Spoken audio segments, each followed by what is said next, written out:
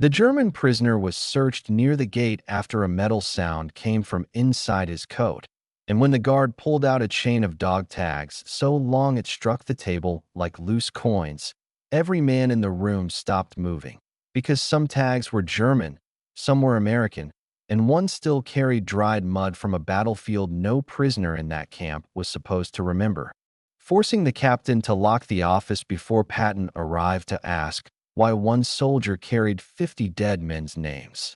The discovery began during a routine gate search, when a German POW named Emil Richter returned from a repair detail with his coat folded tight against his chest.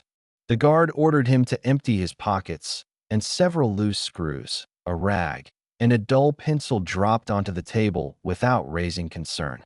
Then Emil reached inside the lining of his coat, and a long chain of dog tags slipped out with a heavy metallic sound that made the guard step back. The captain was called from the office, and the tags were laid across the table in separate piles while Emil stood with both hands visible. At first, the captain thought they belonged to German prisoners, but the interpreter saw English letters on several tags and called the military police immediately.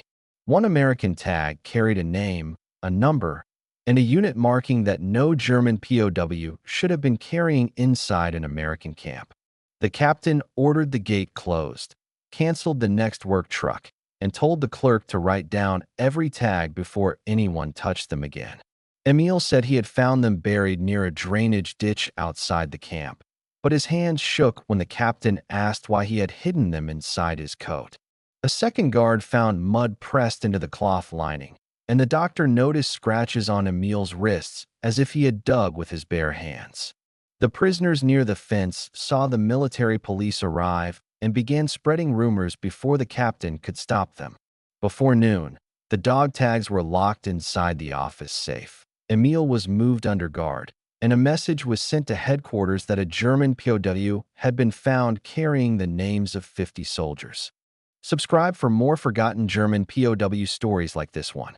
The escalation began when military police opened the tags one by one and separated German tags, American tags, and damaged pieces that could not be read.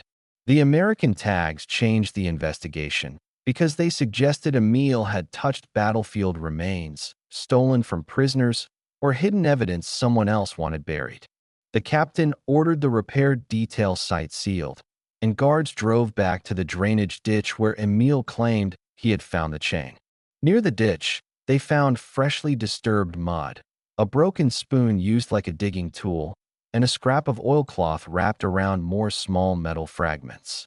The work foreman admitted Emil had disappeared behind the tool cart for several minutes before returning pale and silent. Back at the camp, the prisoners began turning against Emil because some believed he had carried trophies, while others feared the tags were proof of a buried crime. A German sergeant shouted at Emil from across the yard, calling him a grave robber, and military police had to move Emil out of sight before the compound erupted. The doctor examined Emil again and found old scars on his back, then noted that the man reacted sharply whenever someone mentioned the American tags. The interpreter questioned him slowly, and Emil finally said the tags had not come from the ditch alone. He said another prisoner had forced him to hide them after threatening to accuse him of murder if he refused.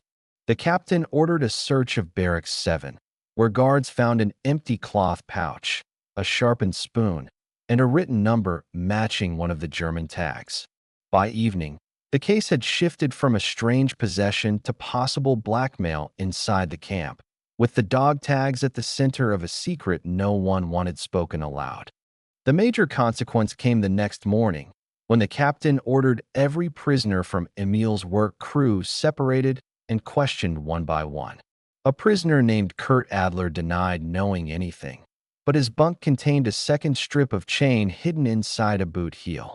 That chain held 3 damaged tags, one German, one unreadable, and one American tag bent so badly the name could barely be seen.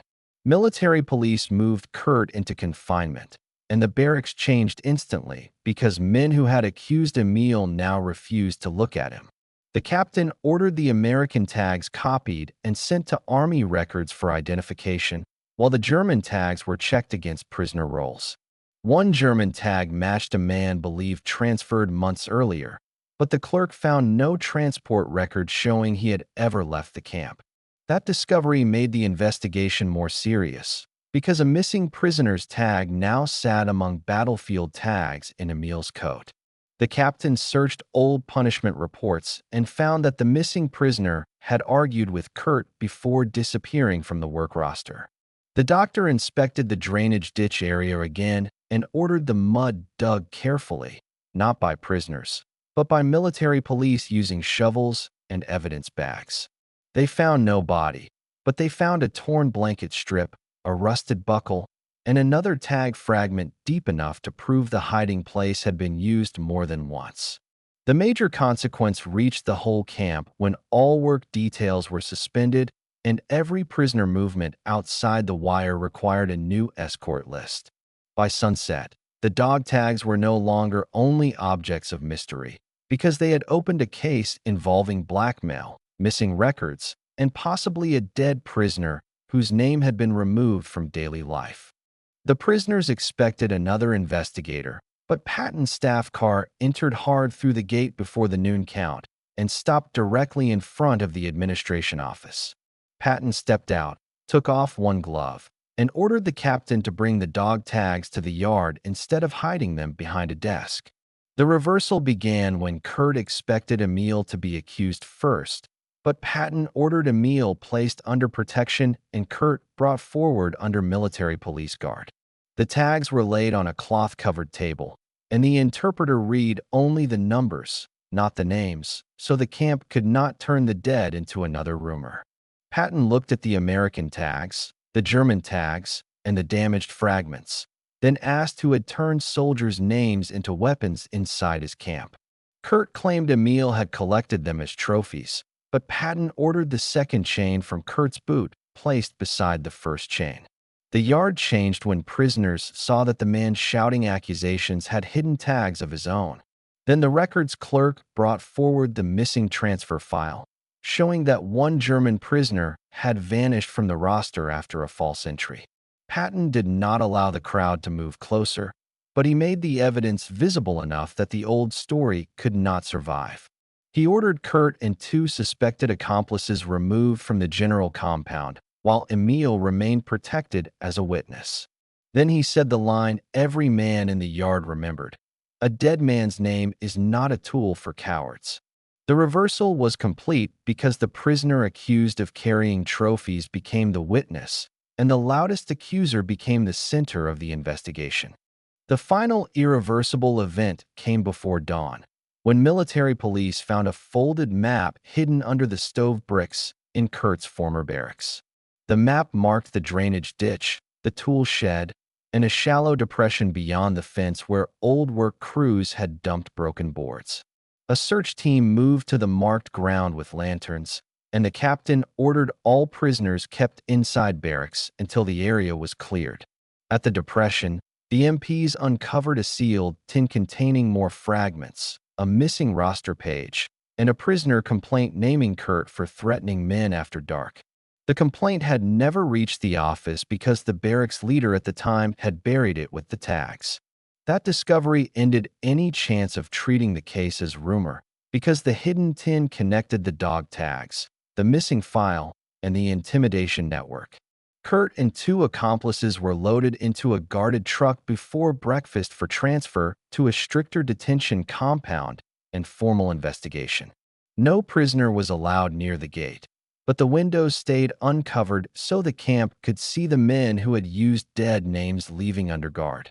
After the truck left, Emil was taken to the office and asked to identify where each chain had been hidden and who had forced him to carry the first one. The American tags were sealed for return through Army channels, and the German tags were placed in separate envelopes for identification and family notification when possible. By evening, the captain ordered a new rule that no personal effects, tags, letters, or remains could be handled by prisoners without immediate reporting. The 50 dog tags had entered the camp as a terrifying mystery, but they left as evidence that no man's name would again be buried to protect another prisoner's power. A week later, Emile crossed the yard without hiding his hands, and no one shouted at him from the barracks windows. The drainage ditch was filled, the missing roster page was copied into the investigation file, and the dog tags were packed in separate marked envelopes. When the captain filed Patton's order, he placed one American tag on top before sealing the box, because the camp had learned that even in captivity, the dead still demanded an honest record. Most people know how World War II ended. Very few know what happened inside these prison camps. Subscribe for more untold WWII stories.